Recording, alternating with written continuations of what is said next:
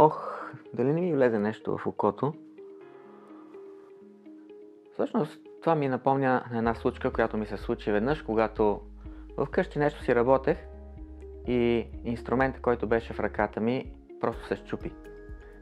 След миг усетих пробождане в окото ми и окото ми силно се насълзи и може да си представите човек какво си представя.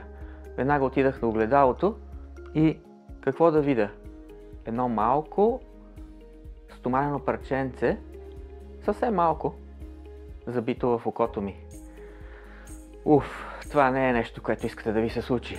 Веднага тръгнахме към болницата, намерихме дежурния очен лекар.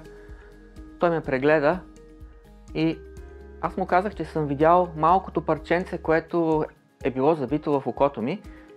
Той каза, че вече го няма, че не го вижда, но всъщност вижда едно малко белегче, което всъщност беше оставило това парченце. Слава Богу, всичко мина добре и окото ми се възстанови и нямаше никакви лоши последици. Но всъщност, защо ви разказвам това? Защото това е свързано с едно от най-насърчителните Божии обещания, което е записано от един старозаветен пророк, който се казва Захария. И той казва така: защото така казва Господ на силите, след възстановяването на славата, Той ме изпрати при народите, които ви ограбиха, понеже който докача вас, докача зеницата на окото му. Можете ли да си представите какво означава това? Разбира се, Бог няма зеница, но зеницата е най-чувствителното нещо, което ние имаме в нашето тяло.